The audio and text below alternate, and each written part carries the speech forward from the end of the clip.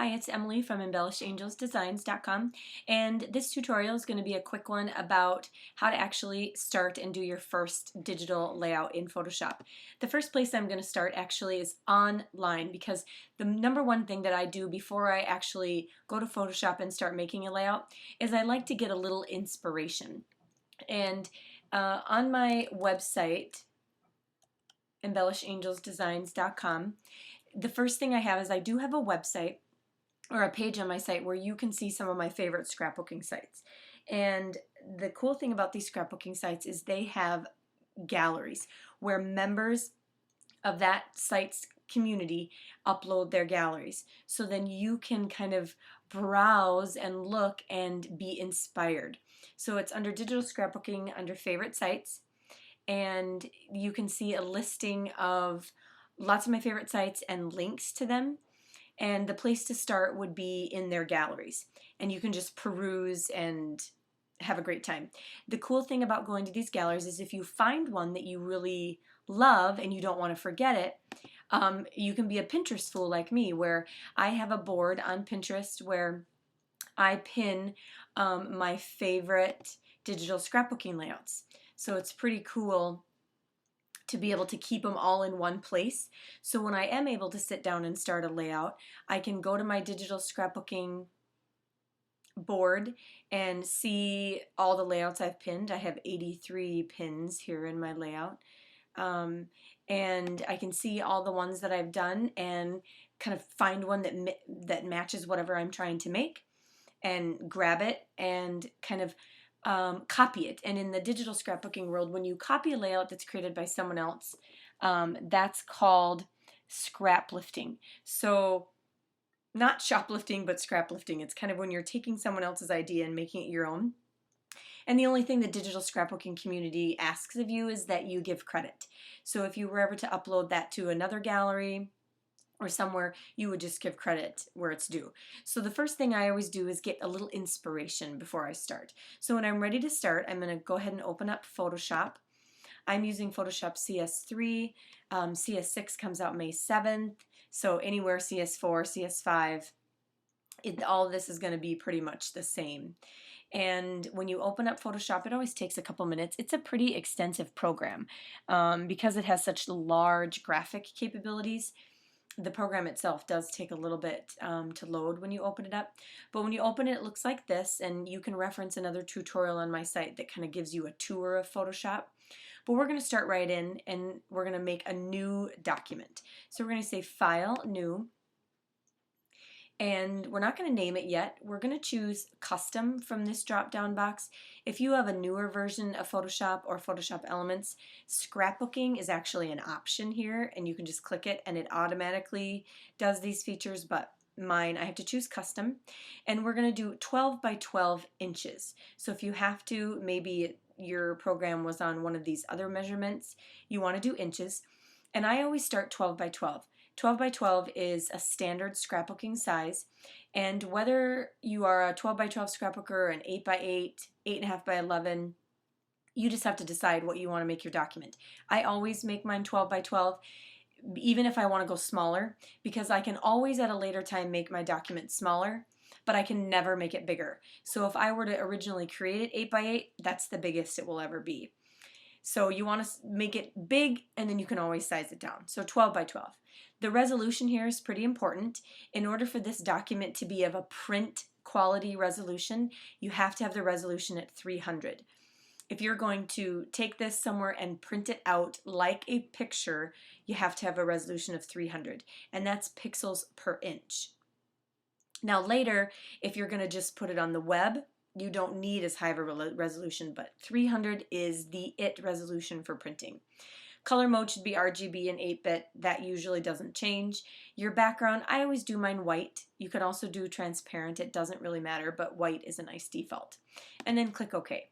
And then you end up getting your first document here, and it's going to be 12 by 12 and with a white background. And it's one of those items too, when it opens up, I like to have my rulers visible. and because I like to see, yep, here's my 12 by 12 document. And when I start placing things on my document, I use these rulers as a guide. If you can't see your rulers, go to View, Rulers, and they'll show up for you. So now you've got your basic background. And then what I'm going to do now is just add some papers. And the layout that we are kind of modeling ourselves after is this layout right here. And it's a layout that I made of my good friend Holly. We threw her a baby shower. And this is just a pretty much basic scrapbooking layout. So I'm going to walk you through, and what we're going to do in this first tutorial is just add these 2 pieces of background paper. So I'm going to navigate on my computer, File, Open, where I have my digital kit. And remember, in an earlier tutorial I showed you how to purchase and download and unzip a kit and save it where you want it. So I'm going to go, the kit I'm going to use is Shabby Princess Heartfelt. So I'm going to navigate. I've got my files listed as thumbnails instead of in a word list, just because as thumbnails I can actually see what I'm getting. So I'm going to scroll down here until I get to the papers. And all of Shabby Princess's papers and embellishments are at 300 pixels per inch. So again, they're of print quality. You don't ever have to worry about that. So the 2 papers I'm going to grab are the rose and the heart background. To get them both, I simply held down, I clicked one, and then holding down Command, I clicked the other. On a PC, it would be Control. And then I can open them both at the exact same time. So once my 2 papers open, they will open as separate files from your, and then you have to drag them over to your document. So the one I want to drag first is actually the rose one, because as layers go, it's going to be on the bottom. So I'm going to choose my move tool, I'm going to click and drag, and you can see that little outline there, and I'm going to let go. And when I let go, that paper is now on my document, and my original is still intact and unchanged. And you want to make sure you never do anything to your original. So go ahead and close that. And now you can make any changes you want to this one. It's like a copy, but your original is unchanged. And if you look over here in the layers palette, you have your background, and then on top of it is your new layer. You kind of have to think of it again as laying down a piece of paper on a counter, or whatever workspace, and then piling and layering things on top of it. Some layers are underneath, some layers are on top, layers are overlapping. That's how layers work. Next, we're going to grab this heart paper. We're going to do the same thing. Make sure that our move tool is selected. We're going to click down and drag until we see our little box there. And now it is on our document, and we can close the original. Now, we don't want this heart paper to be its full size, because if it was full size, it would completely cover the rose paper behind it, and we don't want that. So we're going to resize this paper. And to easily resize a paper, you are simply going to be on your move tool, and then there's these transform controls all the way around your document. And just like changing a picture in Microsoft Word, you want to make sure that you don't distort your image. So you want to change it proportionally, the left to right and top to bottom. So you want to choose one of your corner handles, hover until you get the double-sided arrow, and in Photoshop, in order to do it proportionately, you have to hold down your Shift key. So I'm going to hold down my Shift key, click and drag, and you can see that it is changing proportionately, like so. And when I think I have it about what I want, Photoshop is always going to ask you if you're okay with this transformation or this change, and you click the checkbox. Say yep. And then you can go ahead and move that piece of paper.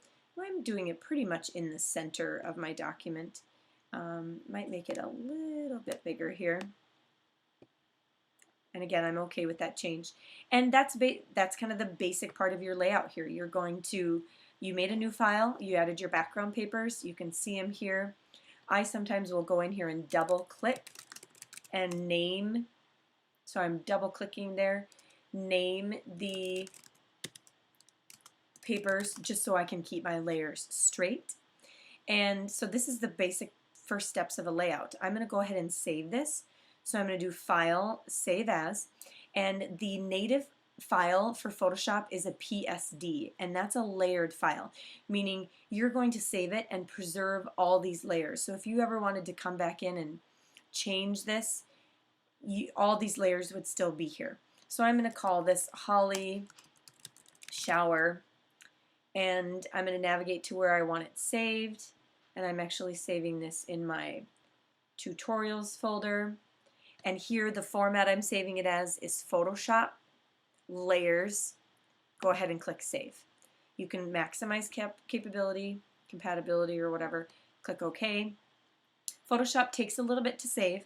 PSD files are quite extensive and quite large because they're graphics based, so just give it a couple seconds to do it. And we've saved our first layout. So join me in the next tutorial and we'll add some pictures.